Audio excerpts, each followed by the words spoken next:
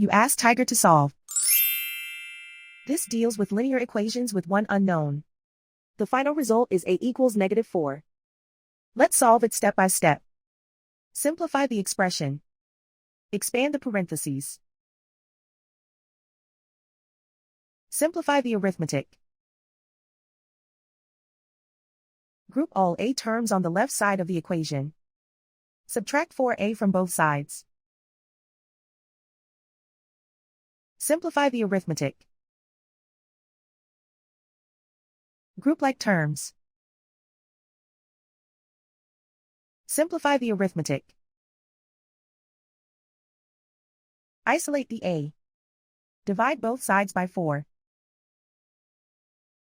Simplify the fraction. Find the greatest common factor of the numerator and denominator.